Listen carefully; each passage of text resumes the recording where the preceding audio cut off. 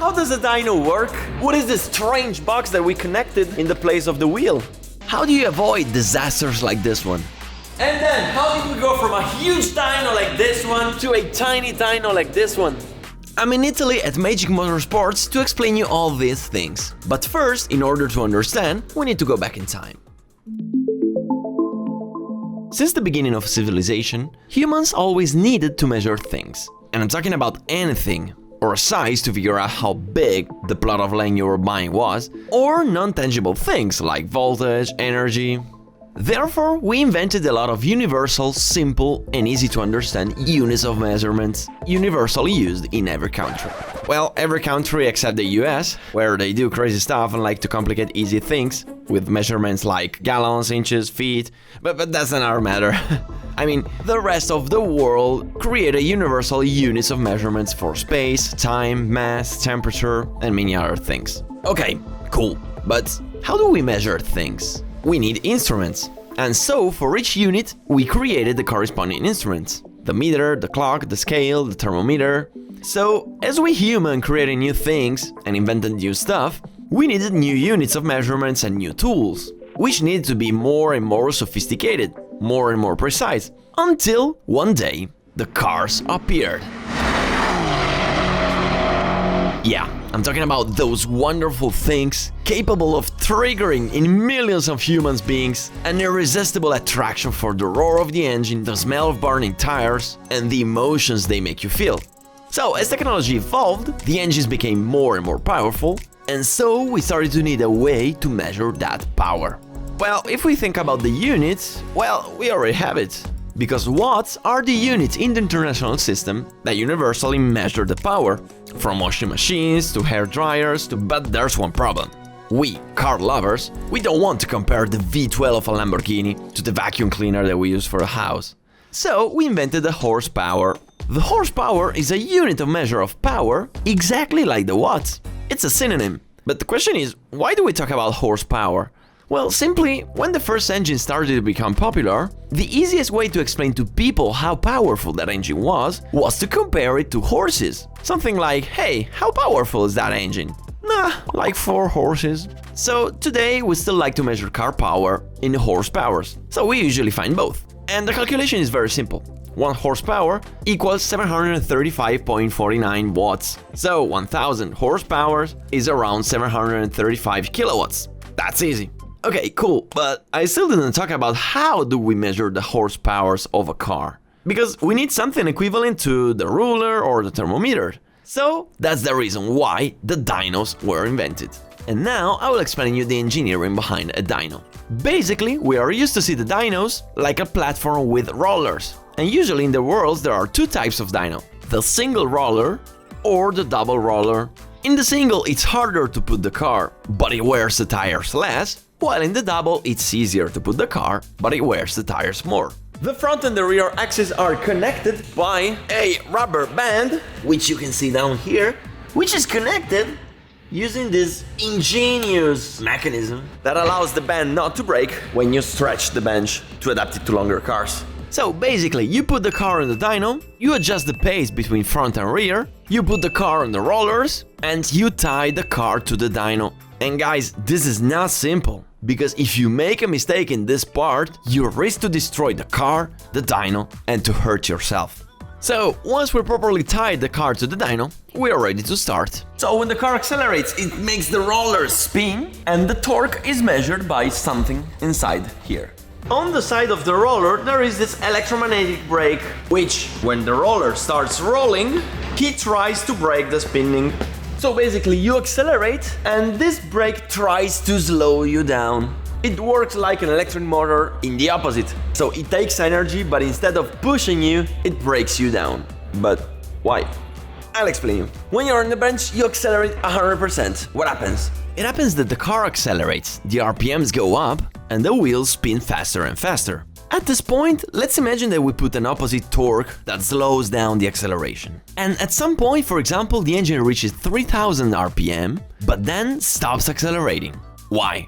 Because the torque that the engine is putting on the tires, it's equal to the opposite torque that the brake is applying to slow down the wheels. exactly like an arm wrestling between two people with the same force. So at this point, if we measure the torque of the electromagnetic brake, we will know exactly the torque of the engine, because at that moment they are identical. And that's exactly what we're doing here. So this is how it works. Let's say we are at 3000 RPMs. So the electric brake brakes you the car to make it keep 3000 RPM, and at that point it measures the torque and it stores the data. Then it releases the car a bit until it reaches 3001 and measure the data. 3002 and measure the data. So by populating the chart with all these points, what you get is a torque curve. And this calculation is done in thousands of seconds. It's something that we do not perceive because it's happening so fast. So the power? The power is simply the torque multiplied by the RPMs. As simple as that. So thanks to these measurements, we get those data that we all love, which are maximum torque and maximum power. And keep in mind that when I talk about maximum, I'm talking about some specific RPMs. Because at 2000 RPMs, the torque and the power are not the same as 5000 RPM.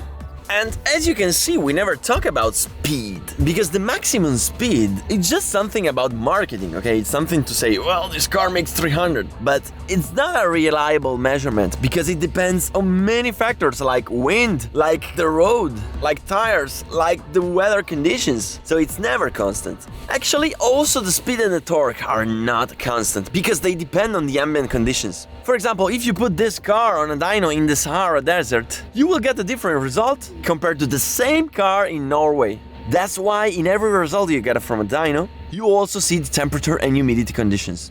Okay, so in a few moments I will show you a dyno which is radically changing the world of tuning. But first I need to show you a couple more things about dynos. Basically, the two most important tests you do on a dyno are the sweep test, which is the test where we actually measure the power of the engine. And basically, you pick up a gear, usually a high one, you start to accelerate 100%, and as soon as you almost hit the rev limiter, you lift and immediately push down the clutch, or put the car in neutral. So at this point, when the wheel stopped, the dyno provides you the plots and the curves of power and torque to the wheel and to the engine. Then we also have a second type of test, which is called constant speed, where basically you pick up a constant speed and you measure what happens in that condition. And you're probably wondering, okay, but why do I need that? Well, sometimes you may need it to see what happens to your car and to your engine in a specific target of RPMs or speed. But there is a problem about this, which is we are measuring the power in the wheels and not in the engine, because the power that comes out of the engine makes spin the crankshaft, the gearbox, the differential, and a bit of that power gets lost during this process. And what we want to know is the engine power, so how do we measure it? One method could be to remove the engine, connect it to an engine dyno, and measure the power straight from the engine. Yeah, it's one day of work. Obviously you don't do that, because you take advantage of the genius design of the dynos. Now, when you get close to the rev limiter and push the clutch or put the car in neutral, what happens exactly? It happens that the engine is not pushing anymore, and it's actually detached from the wheels. So the wheels, the gears, the crankshaft and the rollers just keep spinning for inertia, and therefore, because of the frictions, gradually start to slow down until they completely stop. So at this point, the dyno is capable of measuring all the power that it lost because of those frictions. Because of the wheels, the rollers, the crankshaft, the gearbox, the differential. So if we add this power dispersion to the power measured at the wheel by the dyno, we can get exactly the power of the engine. So this is how a usual dyno works, or I can say a dyno from the past, because here I have the dyno of the future. Well, this is one piece of the dyno, because here we have the other piece, here we have the other piece, and here we have the final one, which is the fan.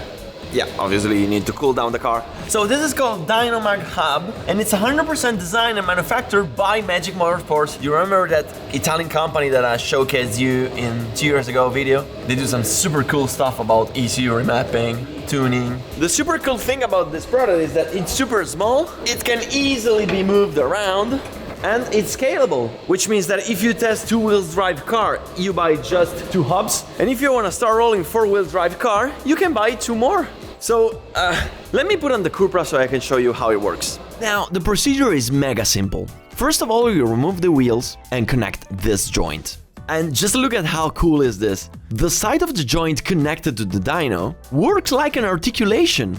and it's capable of moving by many degrees. And why is that? Well, that's done in order to let the dyno adapt to the different angles of toe and camber of every car. So at this point we connect the two sides of the joints, and if you're expert, you're probably wondering, what is that piece of metal?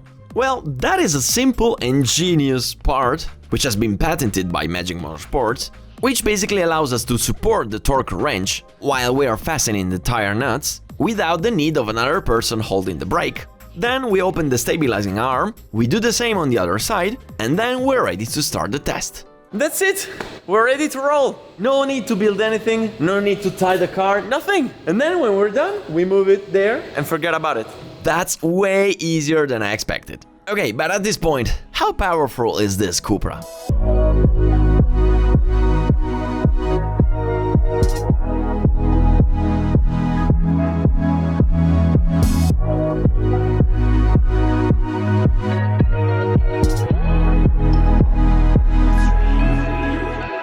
I don't know if you got it, why this system is so genius. You don't have to build the workshop around it, because usually you have to dig to build. No, it's just two of these with wheels, which you can detach and move around and free the space in your workshop. You can even use it in your garage. Or even more, you can put them on your truck and become a mobile dyno. For example, you can go in the track days, in the race tracks, during the track days or during the races, and you can test the cars. For example, you can build your own business around that. You can buy it, go during the track days and offer your bench service to the customers live. You don't need to strap down the car with the ropes, which is not only a time-consuming activity, but also very difficult on some cars. Because, for example, some modern high-performing cars, they have a floor that doesn't allow you to connect the ropes to the car.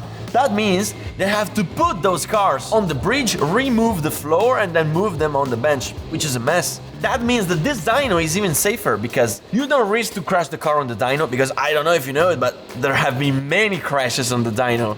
It's full of compilation in YouTube. You don't burn the tires, because I don't know if you know it, but this is how the tires get after a few rolls. And you don't risk to shoot stones, because if there is a stone stuck into the tires and the tires start to spin on the dyno, there is to shoot those stones like a bullet. And if I tell you this, it's because it happened. Also, if by mistake you steer a bit, you don't fall down. And probably one of the most important thing about that is that you can repeat the bench an infinite number of times. Because what happens usually in the standard dynos, after a couple rolls you have to stop and let the tires cool down, because the friction with the rollers is so high that the tires gets too hot, it destroys and it slips during the roll, so you lose power.